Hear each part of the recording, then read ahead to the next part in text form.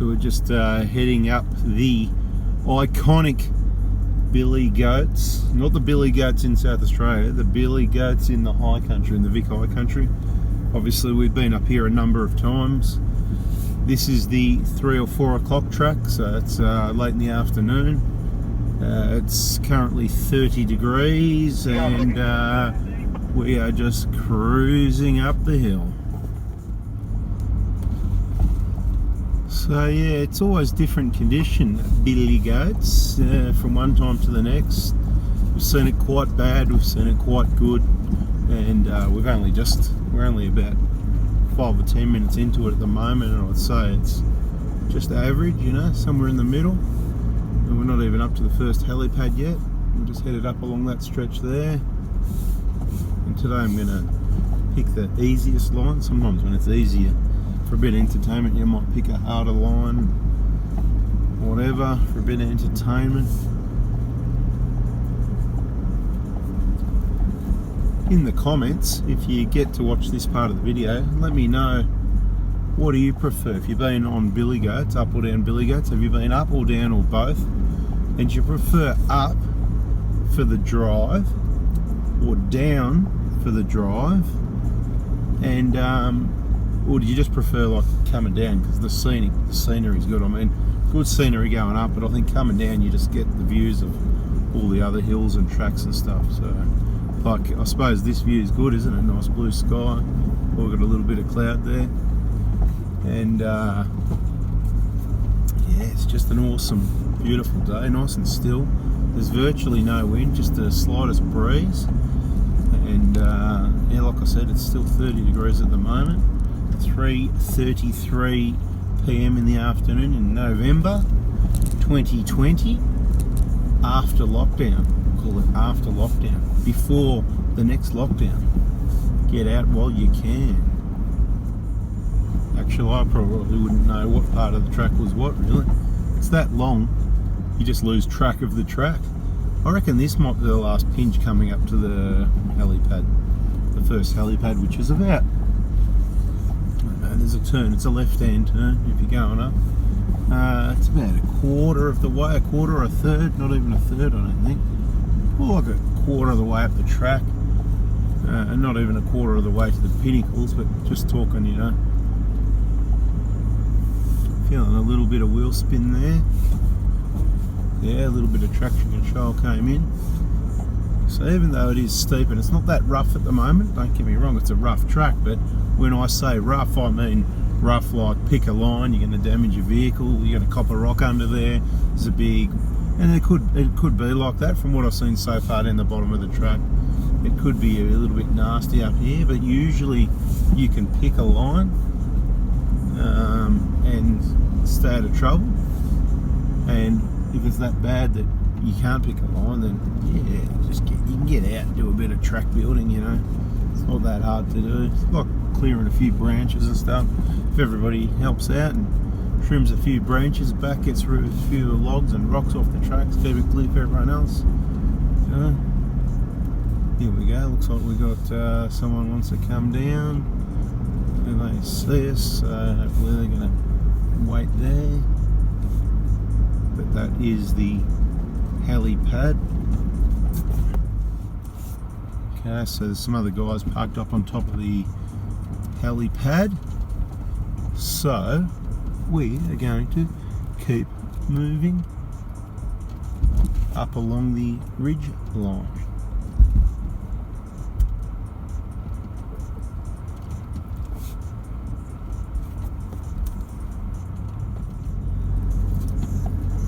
Wavy rock through here, so you can, you know, pick a side, go up the middle, it just doesn't matter really. It's all just rough but drivable. It's all perfectly drivable, you know. Vehicle with a 2-inch lift thereabouts, 2-inch-ish type thing, you know, whatever. 30 at the front, a bit more at the rear, and you know, it's a spring, so whatever, kind of like, you know, about that. So you get, when you're going up a hill like this, what lift do you got? You got a lot less at the back and a lot more at the front. Right? If you're going uphill, do you ever think about that? All the weight transfers to the rear and you end up with less lift at the rear and more at the front. So you don't want to overdo it at the front, because you start going up hills like this and you're topping out your suspension all the time. Every time, you know, you got all the weight off the suspension, so it's high at the front, and every time the front wheel drops into a low spot, the shock is topping out, which damages it over time. And depending how much what quality is and how long, well, depends what it, you know, it all depends. How long's a piece of string. Something to think about though. That's why I like to have more lift at the rear. It doesn't do any damage, helps keep the tanks up. And when you're going up a hill and the weight's transferred to the rear, that's where you need a bit extra. So, something to think about. This is a bit that gets iconically rough. This is where you want to keep a bit of distance, put your locker on. It does look a bit rough, so I'll be flicking a few rocks. Traction control will be cutting in. It's already doing it. Okay, so I'm going to keep on it a bit. Put the rear diff lock on. That's right.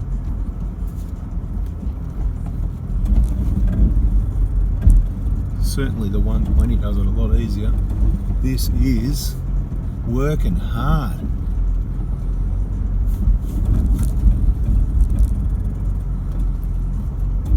Gee, the 150 works hard to get the job done. Yeah, lots of traction control going on. I'll just wait here for the next car. Well, I'll go up a little bit more. It's just rough, guys. It's, you know, as you can hear, there's no bang or crunch. It's not even bash plate material if you pick your line right. It's where you need your BFG KO2s, because they're the tyres that are proven to be most reliable. When we talk about good tyres, we're talking about when we use them on tracks like this. Because this is a little bit gnarly at the moment. Alright, so I'm thinking left side, because the right side looking quite rough, where you might end up, you know, needing a bash plate. We've only got stock standard bash plates here, so nice and slow. We don't want to. We're going to go second start off. I want that to lift up the front there. This is where I'm using first.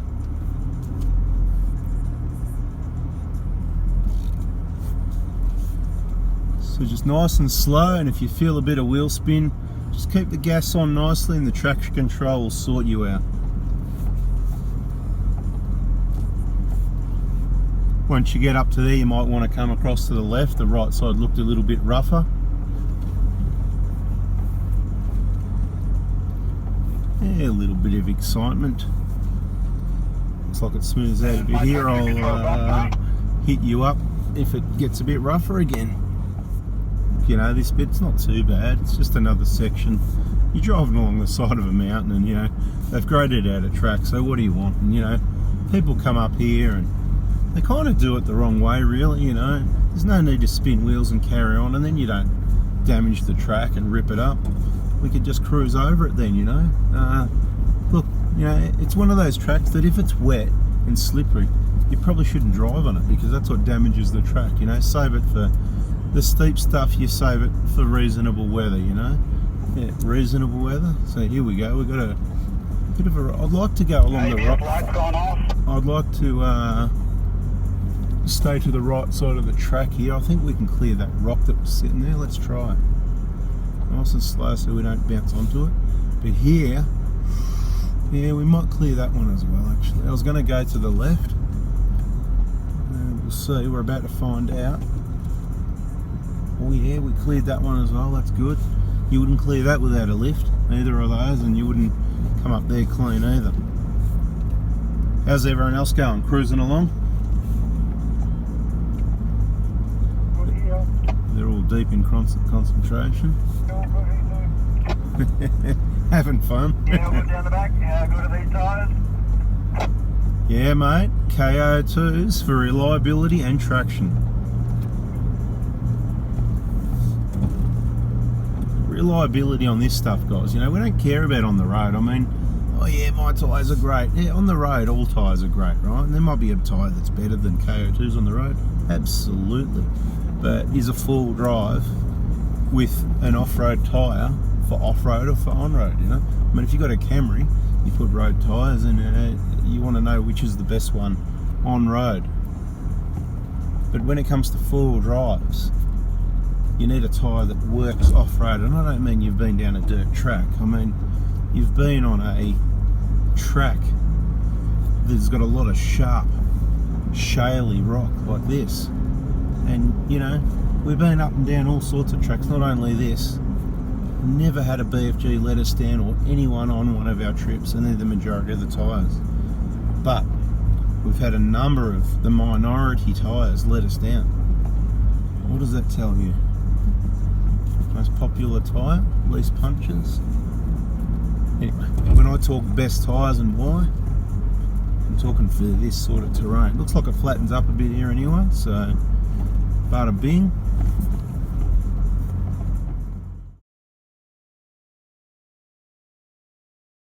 Guys, so here we are in the Victorian High Country testing out the BFG tyres. Have a look at this, right? There's really important information in this video, so stick around. Look at that. BFG, quality. Mate, whose tyres are these? No, he's gone walkabout. What do we got over here? Just got to have a look at these tyres. Looks like another set of BFGs. These are like indestructible, you know. I've never seen a flat tyre on a trip. Plenty of videos I mentioned that. BFGs, look at them, just beautiful. Reliability off-road and plenty of traction.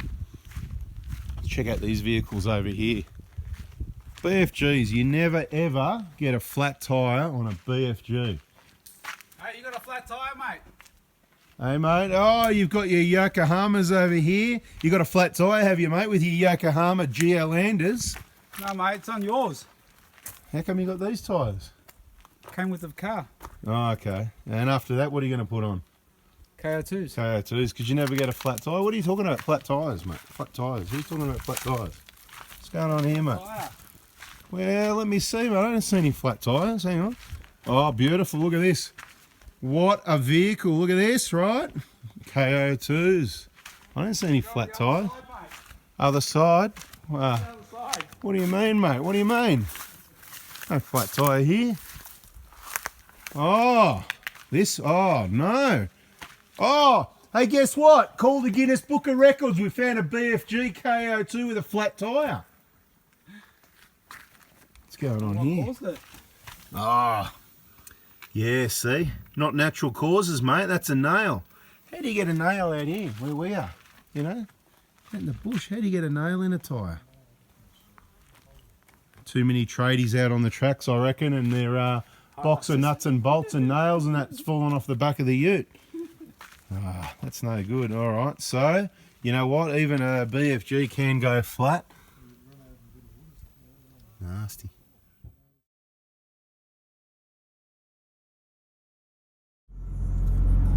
So this is that spot where we got the waves of rock.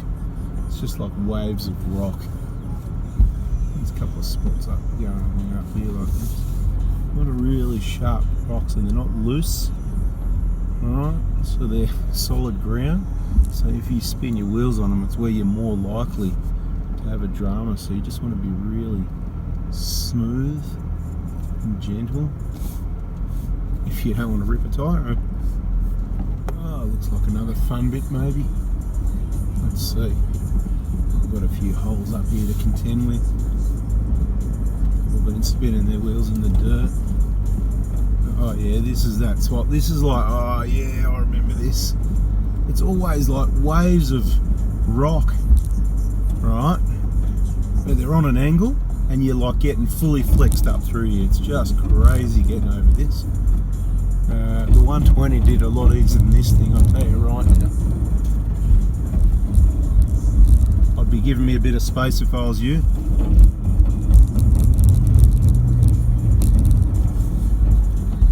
Copy that. You could get a rock in the windscreen, you know. No, you can pay for it. You're rich, mate. Dig up a hole where the lettuces are kept. Funny guy.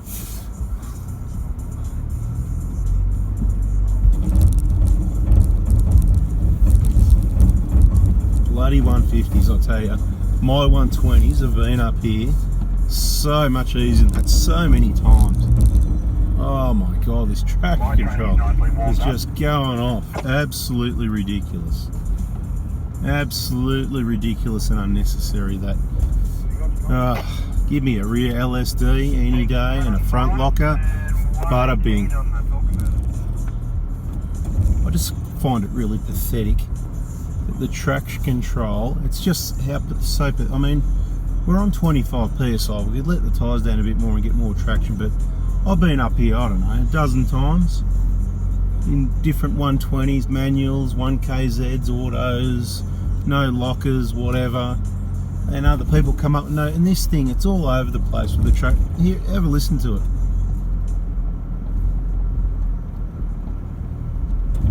Hear it?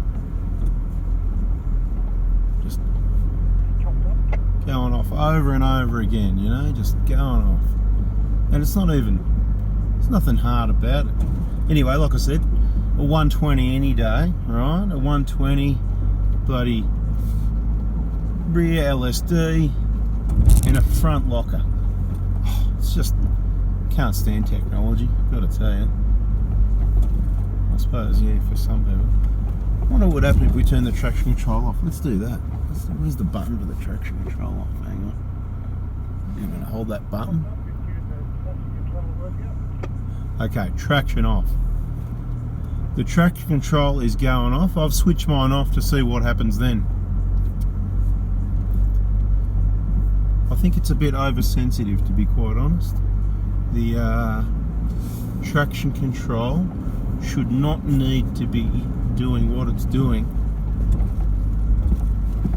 I don't know what I just turned off then. I've got another light on the dash, TRC off, but I just heard it going off again. So it's kind of, how long you got to hold buttons for them?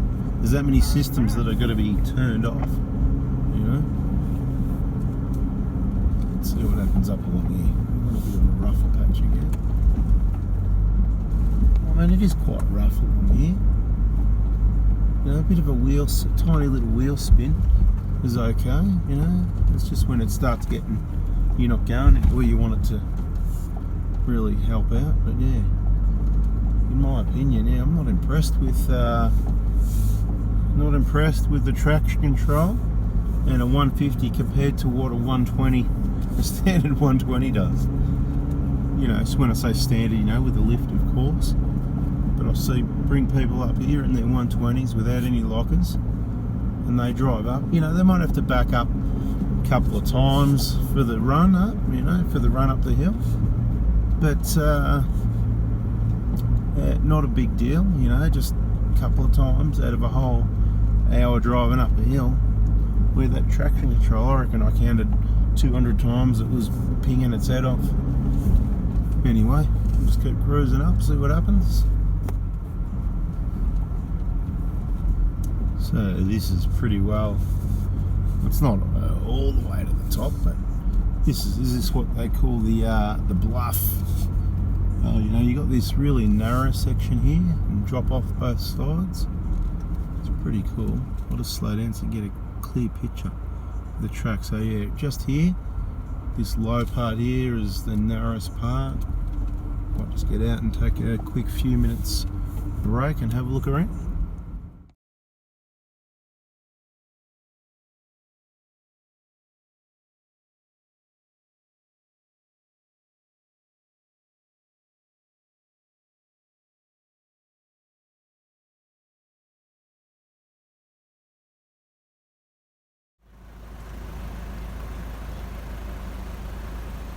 You're going the wrong way. I'm at the river.